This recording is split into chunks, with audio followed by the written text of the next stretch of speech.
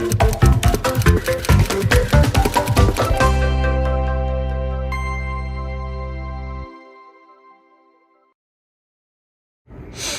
To എലിസബത്ത്സ് world. ഇന്ന് ഞാനിവിടെ ചെയ്യാൻ പോകുന്നത് പൊട്ടാറ്റോ വെച്ചിട്ടുള്ള ഒരു സ്നാക്കാണ്.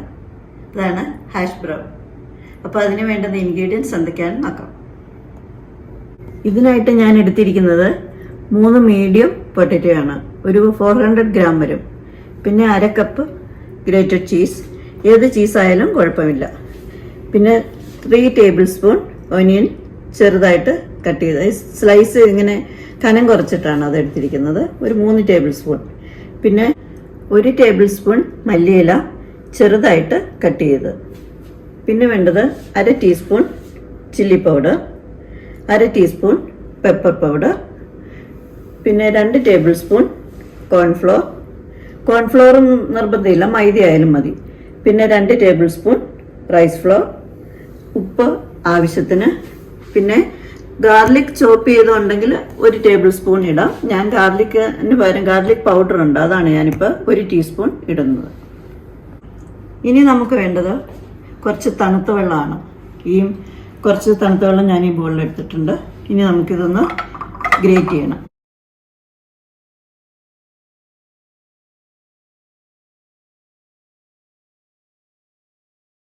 ഇപ്പം ഞാൻ പൊട്ടാറ്റോ എല്ലാം ഇവിടത്തെ നന്നായിട്ട് ഗ്രേറ്റ് ചെയ്തിട്ടുണ്ട്.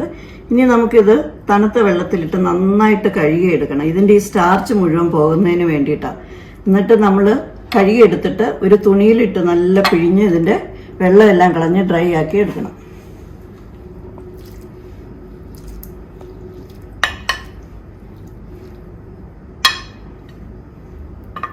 ഇപ്പോഴത്തെ വെള്ളത്തിൻ്റെ കളർ കണ്ടോ, സ്റ്റാർച്ച് എല്ലാം ഇറങ്ങിയിട്ട് ഈ കളറായിട്ടുണ്ട്. നമുക്ക് ഒരു പ്രാവശ്യം കൂടെ വേണമെങ്കിൽ വെള്ളം മാറ്റിയിട്ട് നല്ലപോലെ കഴുകി എടുക്കുക.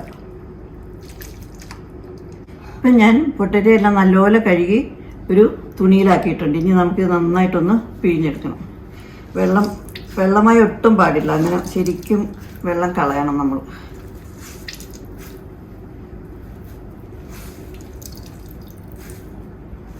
ഇപ്പോൾ ഇതിൻ്റെ വെള്ളം എല്ലാം കളഞ്ഞ് ഞാൻ വെച്ചിരിക്കുന്നത് കണ്ടോ, നല്ല വെള്ളമെല്ലാം പോയിട്ട് നല്ല ഡ്രൈ ആയിട്ടുണ്ട്. ഇനി നമുക്ക് ചെയ്യേണ്ടത് ഈ റെഡിയാക്കി വെച്ചിരിക്കുന്ന പൊട്ടാറ്റോ നമുക്ക് കുറച്ച് ഓയിൽ ഇട്ടിട്ട് ഒരു 4 to 5 മിനിറ്റ്സ് ഒന്ന് അതിലിട്ടൊന്ന് വഴറ്റിയെടുക്കണം. കുറച്ച് ഓയിൽ മതി. ചൂടായിട്ടുണ്ട്. നമുക്കിത് ഇട്ടിട്ടൊന്ന് ഒരു 4 to 5 മിനിറ്റ്സ് മതി. ജസ്റ്റ് ഒന്ന് ആവി ഒന്ന് പതുക്കെ ഒന്ന് വാടി കിട്ടിയാൽ മതി. ഇപ്പോൾ ഒരു 4 മിനിറ്റ് കഴിഞ്ഞിട്ടുണ്ട്. ആവിയെല്ലാം വന്നൊന്ന് വാടിയിട്ടുണ്ട്. ഇത്രയും മതി. ഞാൻ ഫ്ലെയിം ഓഫ് ചെയ്യാണ്. ഇപ്പം ഞാനിതൊരു ബോളിലേക്ക് മാറ്റിയിട്ടുണ്ട്. ഇനി തണുത്തതിന് ശേഷം നമുക്ക് ഇതൊക്കെ ഒന്ന് മിക്സ് ചെയ്യാം. ഇപ്പോൾ ഈ പൊട്ടാറ്റോ ഇവിടെ തണുത്തിട്ടുണ്ട്. ഇനി നമുക്കിതിലേക്ക് ഇതൊക്കെ ഒന്ന് മിക്സ് ചെയ്യാം. ഈ ഇത്രയും കൂടാനുള്ള ഉപ്പ് നമ്മൾ നോക്കിയിടുക. ഇടയ്ക്കൊക്കെ നോക്കണം എന്തോരം വേണമെന്നൊക്കെ. ഇനി നമുക്ക് പെപ്പർ പൗഡർ ഇട്ട് കൊടുക്കാം. ഇത്രയും വേണ്ടെങ്കിൽ ഇടണ്ട കേട്ടോ, നോക്കിയിട്ട് നമ്മളിപ്പോൾ പിന്നെ ലാസ്റ്റ് ഇട്ടാലും മതി. മുളക് പൊടി ഇട്ട് കൊടുക്കാം. അതങ്ങ് ഇട്ടേക്കാം. 1/2 ടീസ്പൂൺ അല്ലേ. പിന്നെ വേണ്ടത് കുറച്ച് ഈ പൊടിയെല്ലാം ഫുള്ളിടണ്ട, നമുക്ക് വേണമെന്നുണ്ടെങ്കിൽ ലാസ്റ്റ് നോക്കിയിട്ട് ഇട്ട് കൊടുക്കാം. ഞാൻ കുറേശ്ശെ 3/4 ഇട്ടിട്ടുണ്ട്.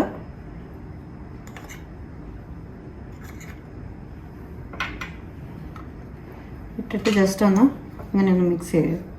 ഇത്തിരി കൈ കൊണ്ട് അങ്ങനെ ഇതാക്കണ്ട, പതുക്കെ ഒന്ന്. ഓക്കെ, ഇനി ബാക്കി ഇരിക്കുന്നതും കൂടെ ഇതെല്ലാം കൂടെ ആഡ് ചെയ്ത് വെക്കാം. ചീസും കൂടി ഇടാം. ഇനി നമുക്ക് കൈ വെച്ചിട്ട് ജസ്റ്റ് ഒന്ന് മിക്സ് ചെയ്തു ഇതേപോലെ കൊടുത്താൽ മതി. ഒത്തിരി അങ്ങനെ പ്രസ് ചെയ്യണ്ട.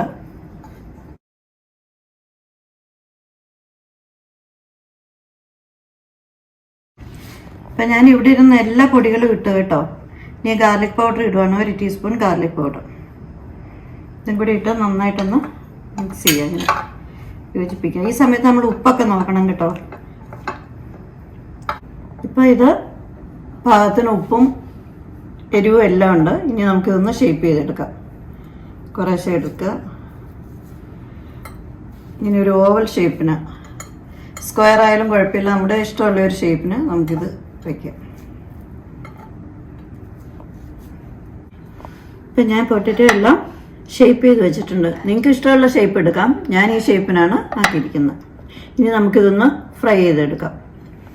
ഇപ്പോൾ പാൻ ഇവിടെ ചൂടായിട്ടുണ്ട്. കുറച്ച് ഓയിൽ ഒഴിച്ചു കൊടുക്കാം. ഒത്തിരി വേണ്ട, പക്ഷെ എന്നാലും കുറച്ച് ഓയിൽ വേണം. നമ്മൾ മീൻ വറക്കാനൊക്കെ ഇടുന്ന പോലെയുള്ള ഒരു ഓയിൽ വേണം. ഇപ്പോൾ ഓയിൽ ഇവിടെ ചൂടായിട്ടുണ്ട്. നമുക്കിതൊന്ന് ഫ്രൈ ചെയ്തെടുക്കാം. ഒരു മീഡിയം ഫ്ലെയിമിലിട്ട് വേണം എടുക്കാനായിട്ട്.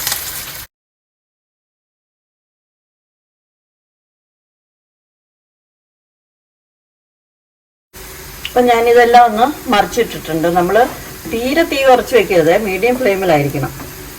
നല്ലോണം രണ്ട് സൈഡും നല്ലോണം നമ്മൾ മുരിച്ചെടുക്കണം. ഇപ്പോൾ ഏകദേശം ഇവിടെ ആയിട്ടുണ്ട്. ആയി വരുന്ന ഒരു കുറച്ച് സമയം കഴിയുമ്പോൾ നമുക്കിത് എടുക്കാം. ഒന്നുകൂടി ഒന്ന് മറിച്ചിടാം. ഇനി ഹാഷ് ബ്രൗൺ ഇവിടെ റെഡി ആയിട്ടുണ്ട്. ഞാൻ സെർവിങ് ഡിഷിലേക്ക് മാറ്റിയിട്ടുണ്ട്. ഇപ്പോൾ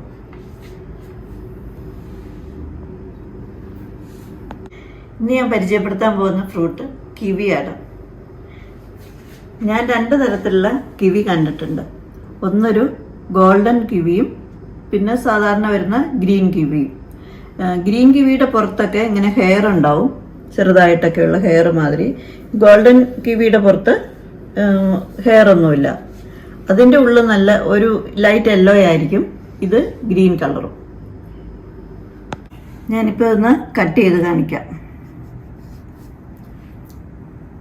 ഗോൾഡൻ കിവി, ഇതിന് അകം കണ്ടോ, ഒരു ലൈറ്റ് യെല്ലോ ആണ്. ഇത് ഗ്രീൻ കിവിയാണ്. കണ്ടോ, കളർ വ്യത്യാസം കണ്ടോ. ഇത് കിവി, ഇതാണ്. ഒന്ന് ഗ്രീനും ഒന്ന് ഇത്. ഈ യെല്ലോയ്ക്ക് നല്ല മധുരമുണ്ട്. ഗ്രീനിനും ഇപ്പം നല്ല മധുരമുണ്ട്. ചില സമയത്ത് ഒരു പുളിപ്പ് കലർന്ന മധുരമായിരിക്കും. എന്നാലും ഇത് ഗ്രീനിനെ അപേക്ഷിച്ച് ഈ യെല്ലോയ്ക്കാണ് മധുരം കൂടുതൽ. അപ്പോൾ എല്ലാവർക്കും എൻ്റെ വീഡിയോ ഇഷ്ടമായെന്ന് ഞാൻ വിചാരിക്കുന്നു. ഇഷ്ടമായെങ്കിൽ എല്ലാവരും സബ്സ്ക്രൈബ് ചെയ്യണം, ഷെയർ ചെയ്യണം. പുതിയ റെസിപ്പിയുമായി വീണ്ടും കാണാം. ബൈ.